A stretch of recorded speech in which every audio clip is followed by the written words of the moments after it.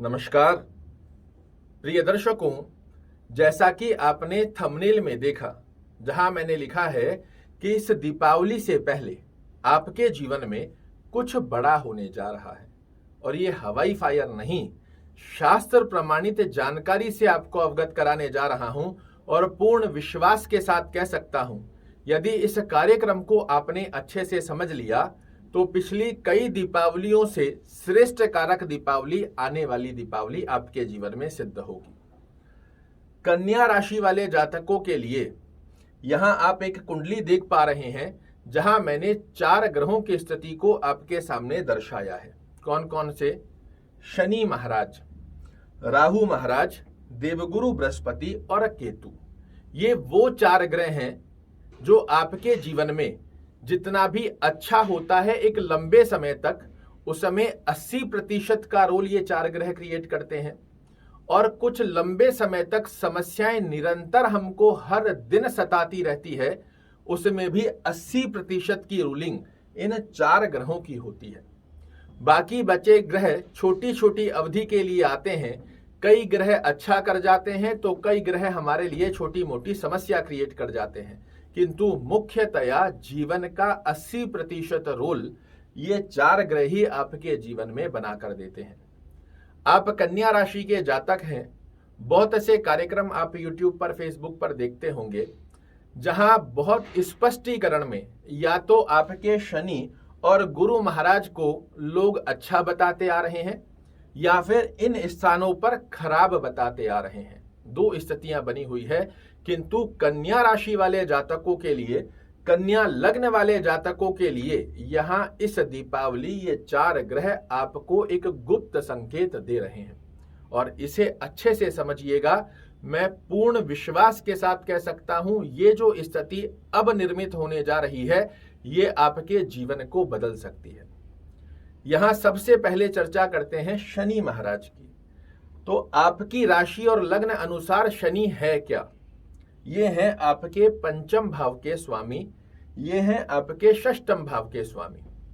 और पंचमेश क्या होते हैं? तो ये त्रिकोण के स्वामी होते हैं, आपकी कुंडली के कारक ग्रह होते हैं और कारक ग्रह होकर ये अपनी राशि में 4 नवंबर को वक्री से मार्गी होने जा रहे हैं।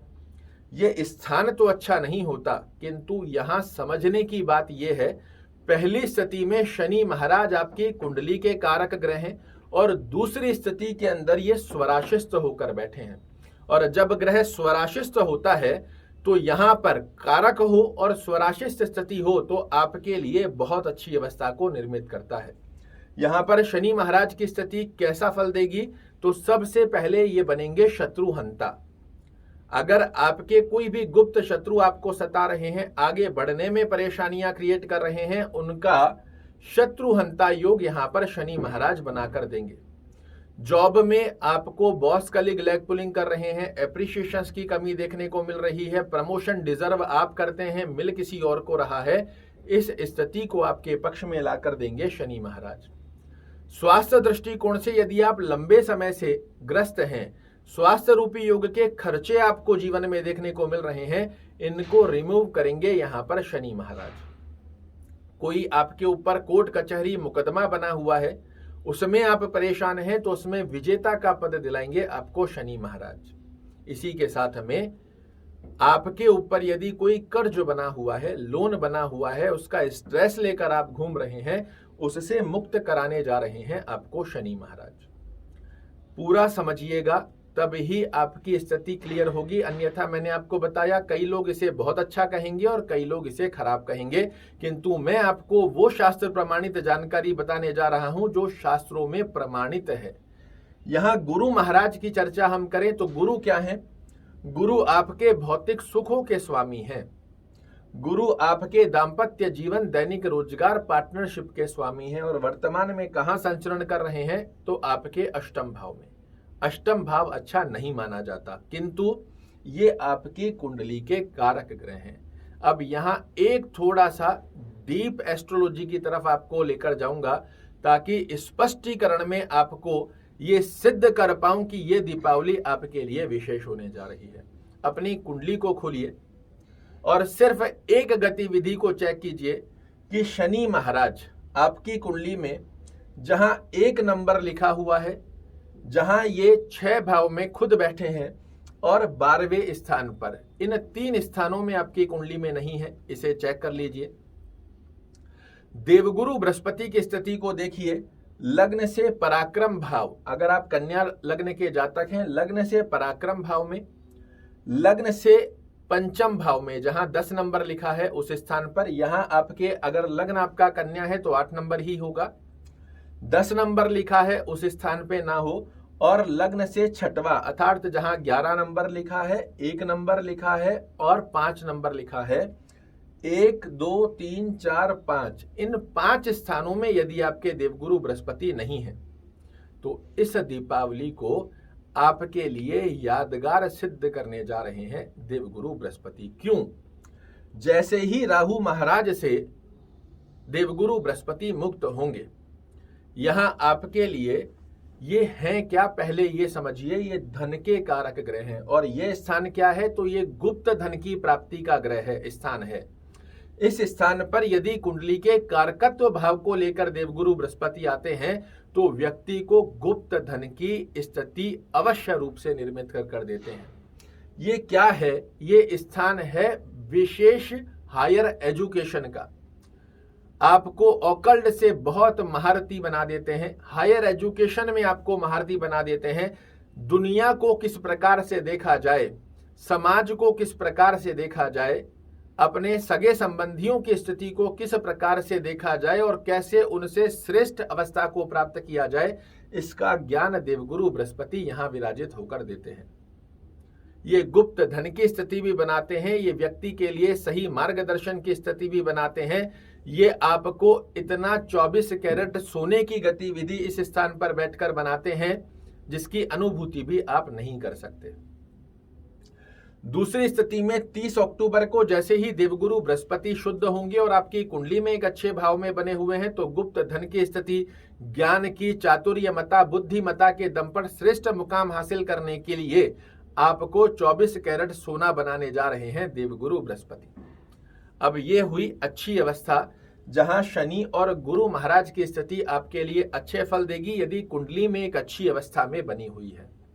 क्योंकि भूलना ये नहीं है कि दोनों कुंडली के कारक ग्रह हैं। वर्तमान में गोचर एक गलत स्थान पर हो रहा है किंतु कुंडली का कारक ग्रह है और शास्त्र कहता है, पाराशर ऋषि का सूत्र है कि कुंडली का कारक ग्रह हो और लग्न कुंडली में एक अच्छे भाव में बना हुआ हो तो 6 8 12 में जाकर भी वो बुरा फल नहीं देता है, क्योंकि वो बाध्य है आपको शुभ फल देने के लिए। तो अपनी कुंडली को एक बार चेक करेंगे, आपको स्पष्टीकरण आएगा कि शनि और गुरु आपको कितने बड़े लाभ देने जा रहे हैं। अब बात करते हैं राहु और केतु की स्थिति क्या संकेत दे रही है। तो राहु महाराज जब 30 अक्टूबर को आपके लग्न में आ जाएंगे और केतु महाराज, माफ कीजिएगा, राहु महाराज आपके सप्तम भाव में आ जाएंगे मीन राशि में और केतु आ जाएंगे लग्न में। यहां केतु का लग्न में होना आपके लिए अच्छा है। क्यों? लग्न क्या है? कन्या लग्न। कन्या लग्न के स्वामी कौन होते हैं? बुध महाराज। और बुध और केतु आपस में एक दूसरे के मित्र हैं। तो यहां केतु महाराज तो आपको आकस्मिक लाभ भी करवाएंगे, भाग्य के साथ की स्थिति भी बनाएंगे और आपके व्यक्तित्व को बुद्धिमता, चातुर्यमता का लाभ भी देंगे। इस ग्रह को कमजोर मत समझिएगा, यही वो ग्रह है जब देने पर आता है तो इसके पास सर नहीं है। देने पर आता है तो इतना देता है कि व्यक्ति को संभाले ना संभले, और लेने पर आता है तो इस कदर ले लेता है कि व्यक्ति के हाथ में 2 रोटी खाने की स्थिति भी नहीं छोड़ता, क्योंकि इसके पास मस्तिष्क ही नहीं है। जो कार्य करना चालू किया करता जाएगा, करता जाएगा, करता जाएगा। किंतु वहीं राहु महाराज जब सप्तम में आएंगे, ये आपके लिए कुछ समस्याओं को क्रिएट करेंगे। क्या?